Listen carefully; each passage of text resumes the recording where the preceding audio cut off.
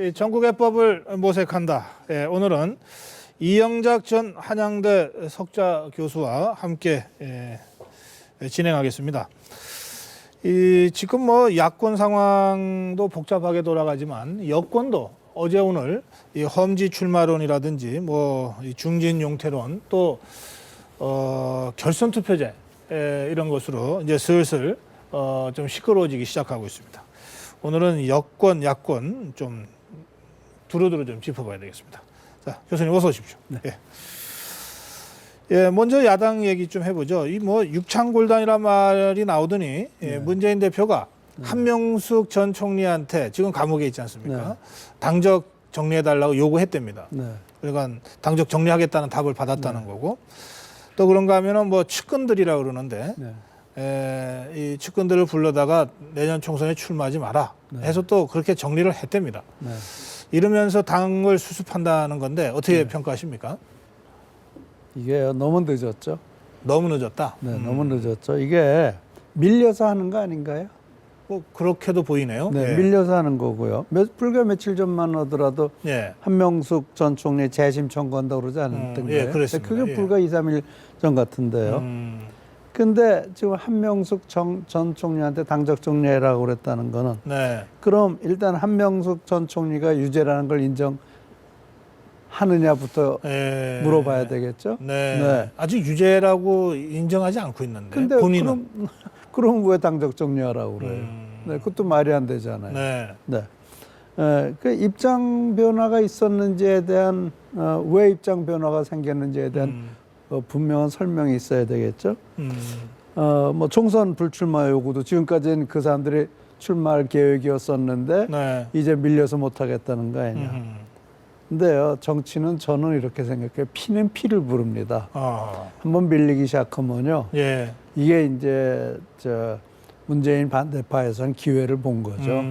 아마 굉장히 이제 비노파에서는 더 큰 거를 요구할 수가 있겠죠. 지금 사실은 비주류에서 문재인 대표 사퇴를 지금 몇 달째 요구하고 있지 않습니까? 여러 계기를 통해서 지금도 딱 국면이 그건데 문재인 대표는 다른 사람들 자기 측근들을 침으로써 대표직은 고수하겠다 지금 이런 전략을 쓰는데 지금 그게 마지막 아니에요.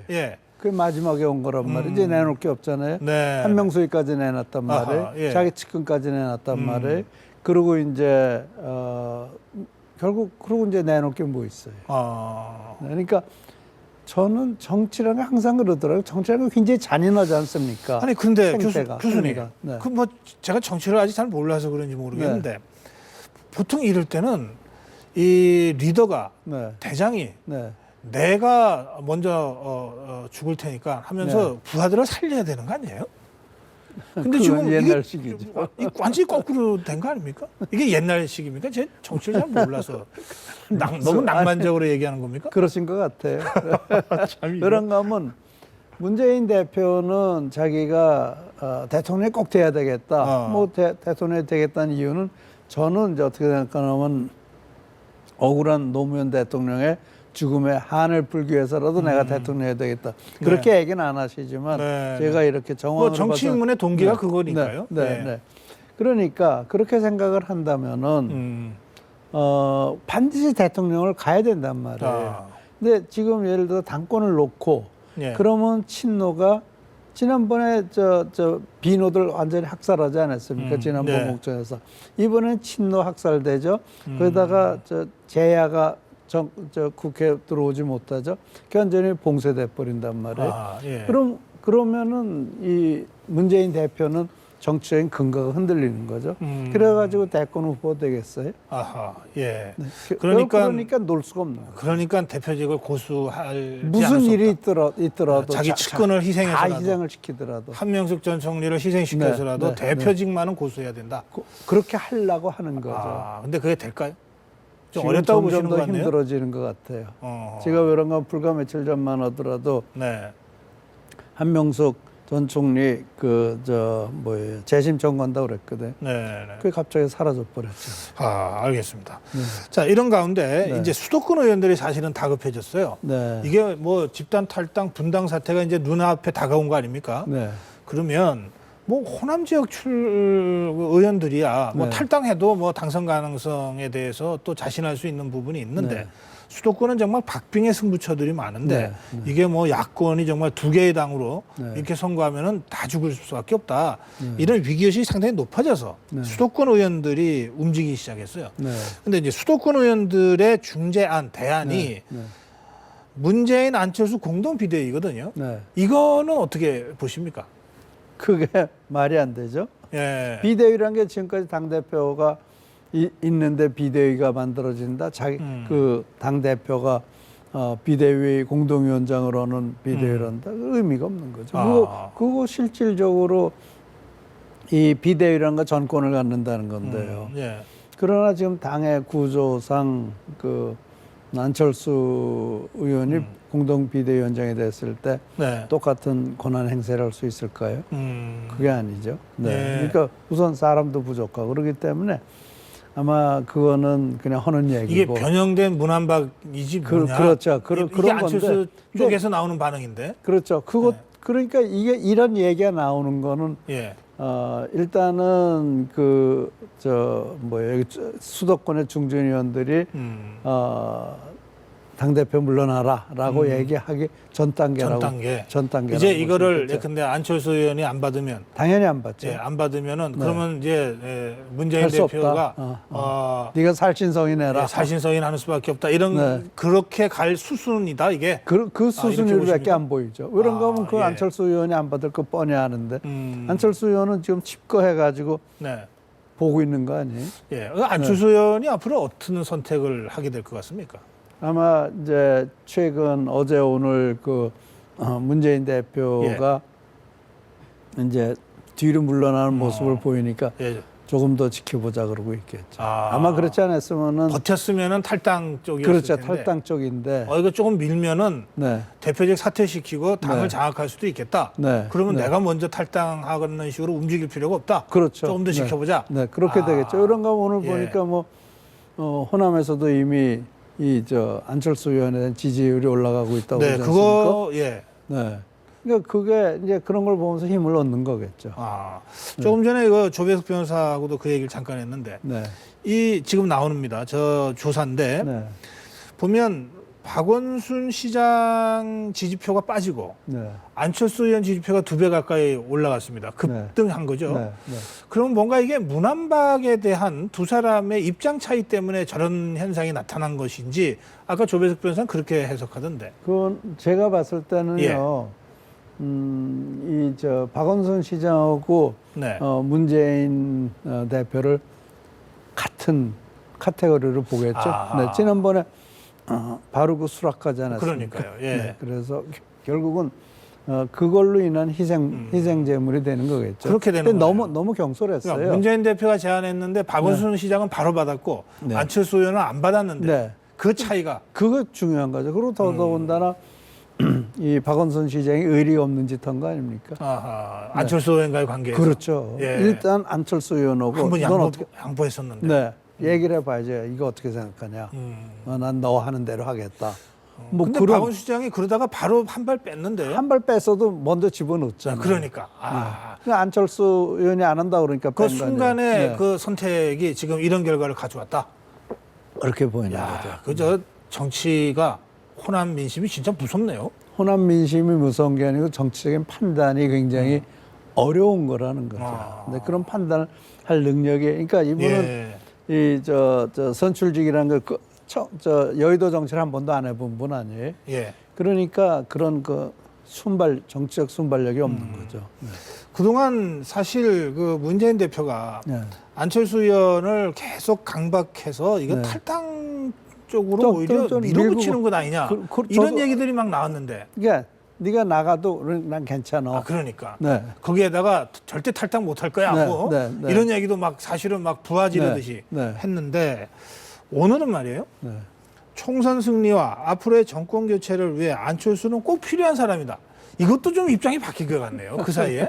근데요. 예. 그 사이에 굉장히 중요한 변화가 있지 않습니까? 예. 최재천 의원도 사퇴했죠. 정책위 의장 사퇴했어요. 주승용 최고도 사퇴했습니다. 사퇴했죠. 그다음에 이정걸 이정걸 의원은 지금 이제 보이콧도 하고 있고, 예, 당 최고위원 회의 보이콧. 네, 보이콧도 하고 있고, 그러니까 지금 점점 사면 초과로 들어가고 있는 거죠. 그렇게 될 거라고까지는 생각을 안 했죠. 더군다나 혁신위원회 만들어가지고 그래서 뭐 20%뭐 결국 낙천시키겠다는 그런 의지를 보인 건데. 그러면 저 문재인 대표나 친노 당 주류가 너무 정치를 좀 쉽게 생각한 것 같아요. 밀어붙이면 된다고 생각했겠죠. 그러니까. 뭐 자기네들이 당권 안 가지고 되는데. 있으면, 당권 가지고 있으니까. 근데 그분들이 그런 정치 외에는, 밀어붙이는 정치 외에는, 특히 86세대라는 건 밀어붙이기 정치 외에는 해본 적이 있나요? 언제 기본택을 해본 적이 있나요? 그런 게 없다는 것이. 그 사실 이런 상황의 그 전조라 그럴까요? 네. 이거 벌써 뭐 1년 전, 뭐 몇 달 전에 이를테면 뭐 건너가 고문이 정치는 6대4로 하는 거야. 특히 야당은 그랬어. 그렇죠. 이런 얘기를 할 때부터 사실은 이게 다 예상이 됐던 건데. 그때 호남 의원들 갖다가 공천 받으려고 저런다. 공천권 때문에 저런 거라고 밀어. 그렇게 비난하고. 그게 사실이지만 그거를 그렇게 정난하게 터뜨려 버리니까 불편하죠.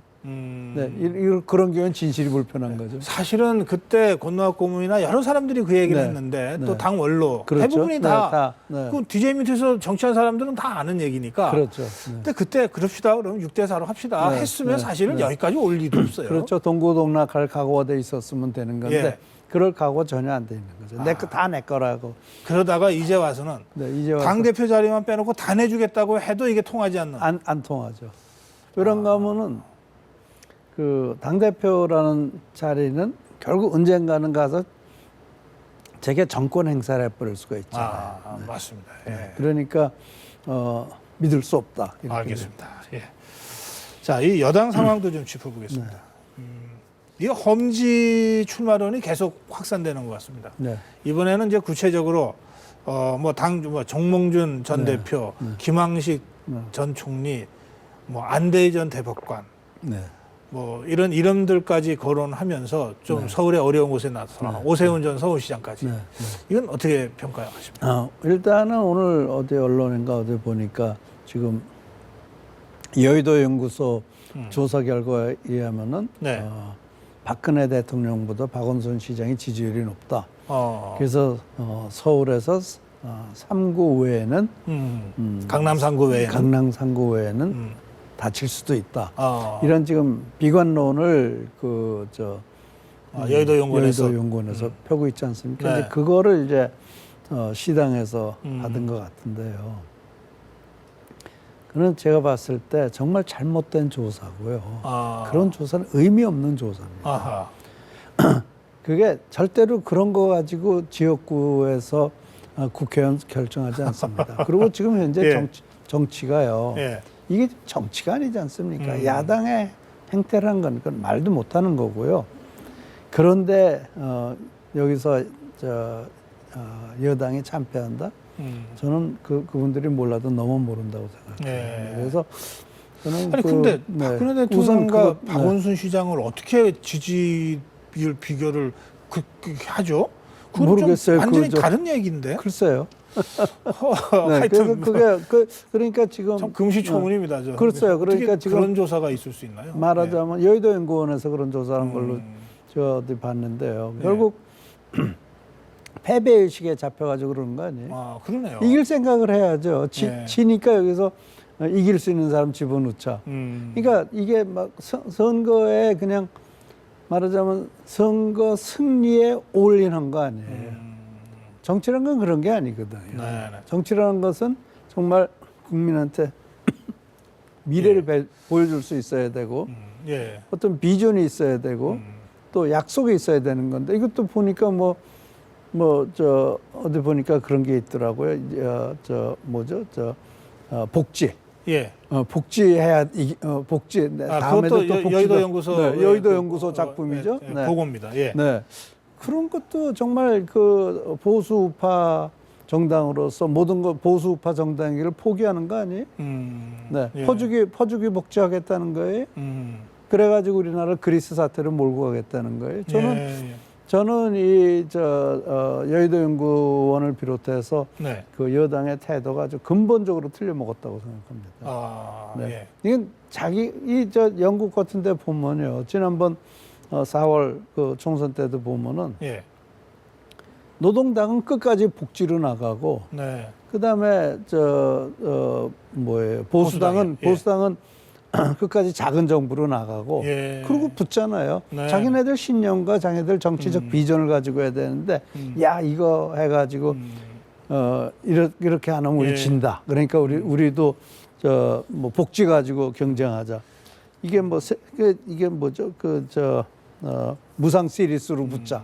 이게 여당이 그런 소리 하면 안 되는 거죠. 사실 여나 야나 뭐 복지를 부정하지는 않는데 중요한 것은 방법이 복지로 다른 가는 거죠. 방법이거든요. 그렇죠. 그리고 방법이 어떻게 다른가에 따라서 철학이 달라지는 거고 그렇죠. 정책이 달라지는 네. 거니까 여기서 새누리당의 정체성에 맞는 네. 새누리당 방식의 이 무슨 복지가 복지가 나와야죠. 이래야 일자리 되는데. 복지라고 그러잖아요. 그냥 복지가 중요하다라고 네. 복지에 올인하는 식으로 네. 그렇게 가는 그래서 것은 무상 시리스로 붙겠다는 거 아니에요. 아, 그러니까 이게 정말 뭐 이렇게 해서 여당이 이긴들 무슨 의미가 있겠어요. 예. 전혀 의미가 네, 그러네요. 네, 자기 가치를 갖고 그렇죠. 그게 자기 깃발을 올리고 원칙이죠. 그런 원칙이 없는 정책. 집권당이 왜 그러는 걸까요? 지금 뭐 이 내홍에 시달리는 건 야당인데 네. 그 좀 상대적으로 좀 여유가 있을 것 같은데. 그러니까 저는 뭐 그 내부 사정을 모르니까요. 예. 근데 이걸 보면서 정말 한심하다는 생각이 들어요. 이게 도대체 우리가 누굴 믿고 살아야 돼요? 이게 이런가 하면요. 예. 만약에 IMF가 이번에 다시 온다. IMF에 대한 왔을 때 이번엔 구조적인 문제가 있다고. 복지에 의한 구조적인 문제가 있죠. 지난번에는 당시에는 그건 금융 일시적인 일시적인 환율 그거 넣었는데. 그게 그러니까 DJ가 구조적으로는 예. 건전하다고 그랬죠. 그래요. 펀더멘탈 건강하다. 네, 펀더멘탈 건강하다는데 지금은 이게 여당까지 이렇게 가면 보수 우파 여당까지 이렇게 가면 펀더멘탈이 흔들리는 거죠. 네. 그런 점에서 지금 교수님은 새누리당이 중심 제대로 잡아라. 그렇죠. 그래야지 선거도 이길 수 있다. 그렇죠. 그리고 그렇게 해서 이기는 선거야 그러니까 의미가 있다. 그러고 그래야지 힘을 가지고 정책을 밀어붙일 수가 있는 거죠. 네. 야, 이건 새누리당이 정말 뼈 아프게 좀. 이건 정말 정신 차려야 돼. 이게 그리고 또 뭐 험지 이게 국회의원이 바둑돌이에요. 장기의 쫄병에 말이 안 되죠. 그건 정말 좀 이 국회의원이라는 것이 대의 정치라는 건데 이건 대의 정치가 아니잖아요. 알겠습니다. 네. 예. 이제 뭐 오늘 짚어야 될 게 굉장히 많은데 네. 요 마지막으로 이 문제 좀 짚어주십시오. 네. 그 정기국회 19대 국회가 끝났어요. 네. 근데 이 쟁점 법안들 근데 그 쟁점 법안들이라는 게 되게 굉장히 국민적 관심이 높고 네. 또 중요한 법안들입니다. 네. 오늘 정의화 국회의장이 이 긴급 기자회견을 해서 이걸 이번 임시국회에 꼭 처리해야 된다면서 쭉 열거한 거 보니까요. 네. 뭐 노동업법도 있고 경제활성화 관련된 법도 있고 북한인권법이나 테러방지법이나 정말 중요한 안보 관련 법안들이 다 있더라고요. 네. 근데 지금 여야 지도부가 네. 이게 뭐 선거구 획정도 하나 해결하지 못하는 지도부인데 이 많은 과제를 과연 임시국회 뭐 며칠 동안에 할 수 있을까?